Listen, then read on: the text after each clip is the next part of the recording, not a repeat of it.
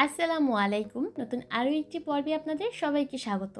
আজকের পর্বে তৈরি করে দেখাবো অতিরিক্ত কোনো মশলার ঝামেলা ছাড়াই একদমই অল্প সময়ে তৈরি করে নেওয়া একটা মুরগি ভাজার রেসিপি।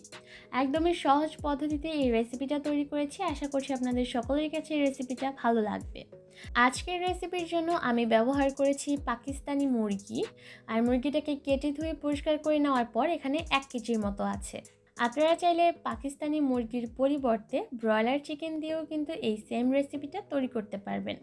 এবার প্রথমেই ছুরির সাহায্যে মুরগিটাকে আমি একটু চিড়ে নিব, এতে করে সবগুলার সাইড থেকেই মশলা খুব ভালোভাবে চিকেনের ভিতর ঢুকতে পারবে আর মুরগিটা ভাজার পর খেতে বেশি ভালো লাগবে। যেই জায়গায় মাংসের পরিমাণ একটু বেশি সেই জায়গায় চেষ্টা করবেন ছুরির সাহায্যে একটু চিড়ে দেওয়ার জন্য, এতে করে আমরা যখন মুরগিটাকে মশলা দিয়ে ম্যারিনেট করব তখন মশলা খুব ভালোভাবে চিকেনের ভিতর ঢুকতে পারবে। আমি বুকের যে মাংসগুলো অংশগুলো আছে সেই অংশে ছুরির সাহায্যে খুব ভালোভাবে চিড়ে দিয়েছি। ছুরির সাহায্যে সম্পূর্ণ চিকেনটাকে চিড়ে দেওয়া হয়ে গেলে এবার মশলা দিয়ে চিকেনটাকে ম্যারিনেট করব। তার জন্য প্রথমেই এর মধ্যে দিয়ে দিব আধা চা চামচ হলুদের গুঁড়া, 1 চা চামচ লাল মরিচের গুঁড়া, 2 চা চামচ দিয়েছি গরম মশলার গুঁড়া, সামান্য একটু লবণ দিয়ে দিলাম, 1 চা চামচ দিয়েছি আদা রসুন বাটা। এবার হাতের সাহায্যে মশলাগুলোকে খুব ভালোভাবে চিকেনের মধ্যে মাখিয়ে নিতে হবে। আর মাংসের যে চেরা অংশগুলো আছে সেই অংশগুলোর মধ্যে ঘষে ঘষে মশলা মাখিয়ে দিতে হবে, যাতে করে চিকেনের ভিতর মশলা ভালোভাবে ঢুকতে পারে।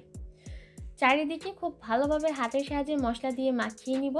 আর এই চিকেনটাকে মশলা দিয়ে মাখিয়ে নেওয়া হয়ে গেলে চিকেনটাকে ম্যারিনেট করে রাখতে হবে কমপক্ষে 2 ঘন্টার মতো। আপনাদের হাতে যদি সময় না থাকে সেক্ষেত্রে চেষ্টা করবেন 1 ঘন্টার মতো হলেও এই চিকেনটাকে ম্যারিনেট করে রাখার জন্য। এবার চিকেনটাকে ভাজার জন্য বেসনের একটা মিশ্রণ তৈরি করব। তার জন্য একটা বাটিতে নিয়ে নিলাম 1.5 কাপ পরিমাপে বেসন আর 1 কাপ দিয়ে দিলাম ময়দা। 2 টেবিল চামচ দিয়েছি মরিচের গুঁড়া, আধা চা চামচ দিয়েছি হলুদের গুঁড়া, 1/4 চা চামচের মতো দিয়েছি টেস্টিং সল্ট, আধা টেবিল চামচ জিরার গুঁড়া, আধা টেবিল চামচ দিয়েছি ধনিয়ার গুঁড়া, 1 টেবিল চামচ দিয়েছি গরম মশলার গুঁড়া, স্বাদ অনুযায়ী দিয়েছি লবণ, 1 চা চামচ দিয়েছি কালো গোলমরিচের গুঁড়া আর 2 চা চামচ দিয়েছি চিলি ফ্লেক্স। এবার শুকনো উপকরণগুলোকে একসাথে ভালোভাবে মিশিয়ে নিচ্ছি। আমি হ্যান্ড হুইক্স ব্যবহার করেছি, আপনারা চাইলে হাতের সাহায্যেও মিশিয়ে নিতে পারবেন। আর মেশানো হয়ে গেলে এবার এর মধ্যে দিয়ে দিব আদা রসুন বাটা। আমি এখানে আধা টেবিল চামচের মতো আদা রসুন বাটা ব্যবহার করেছি। আর সেই সাথে একটা ডিম ভেঙে দিয়ে দিলাম।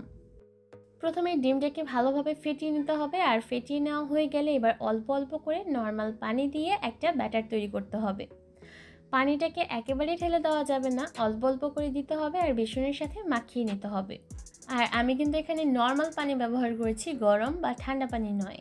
ব্যাটারটাকে খুব ভালোভাবে মিশিয়ে নিতে হবে, যাতে করে ব্যাটারের মধ্যে কোনো বেসনের দলা ভাব না থাকে সেদিকে খেয়াল রাখতে হবে।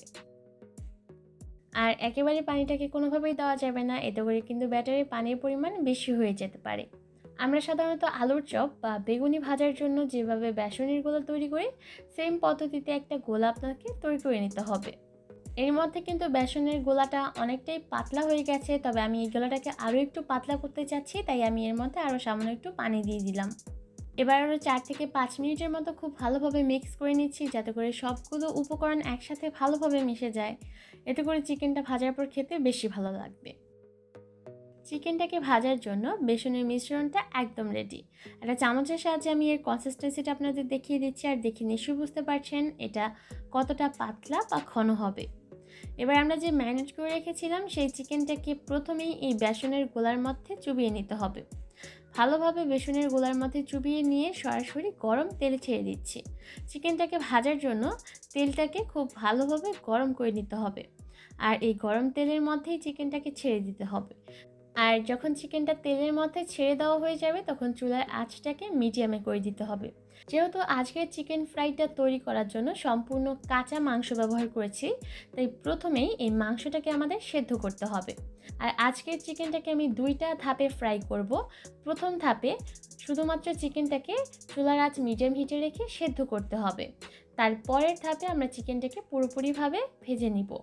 যেহেতু পাকিস্তানি মুরগি ব্যবহার করেছি তাই মাংসটা কিন্তু সেদ্ধ হতে একটু বেশি সময় লাগবে। তাই চুলার আঁচ এই পর্যায়ে আমি মিডিয়াম লো হিটে করে দিয়েছি, আর মিডিয়াম লো হিটে রেখে অপেক্ষা করব যতক্ষণ না পর্যন্ত মাংসটা পুরোপুরি সেদ্ধ হয়ে আসে। এর মধ্যে কিন্তু মাংসটা পুরোপুরি সিদ্ধ হয়ে গেছে। আমি এটা টুথপিক দিয়ে চেক করে নিয়েছি। টুথপিকটা যদি খুব সহজে চিকেনের ভেতর প্রবেশ করতে পারে তাহলে বুঝতে হবে যে চিকেনটা পুরোপুরি সেদ্ধ হয়ে গেছে। এবারে চিকেনটাকে চুলা থেকে নামিয়ে পুরোপুরি ঠান্ডা হয়ে যাওয়া পর্যন্ত অপেক্ষা করব। আর যখন চিকেনটা সম্পূর্ণভাবে ঠান্ডা হয়ে যাবে তখন আমরা যে বেসনের মিশ্রণটা তৈরি করেছিলাম সেই মিশ্রণের মধ্যে আবারও চিকেনটাকে ভালোভাবে চুবিয়ে নিয়ে যখন আবারও এই চিকেনটাকে বেসনের গোলার মধ্যে চুবিয়ে নেওয়া হয়ে যাবে তখন আবারও চিকেনটাকে সরাসরি তুলে নিয়ে গরম তেলে ছেড়ে দিতে হবে। তবে এই পর্যায়ে তেলটাকে খুব ভালোভাবে গরম হতে হবে, তা না হলে আমরা যে বেসন দিয়ে মুরগিটাকে কোটিং করলাম এই কোটিংটা খুলে যেতে পারে। যেহেতু প্রথম অবস্থায় আমরা চিকেনটাকে ভালোভাবে সেদ্ধ করে নিয়েছি তাই এই পর্যায়ে চিকেনটাকে খুব বেশি রান্না করার প্রয়োজন পড়বে না। চুলার আঁচ একদম হাই হিটে রেখে 4 থেকে 5 মিনিটের মতো রান্না করলেই দেখবেন চিকেনটা ভাজা হয়ে যাবে আর এর উপরের অংশটা অনেকটা মুচমুচে হয়ে যাবে।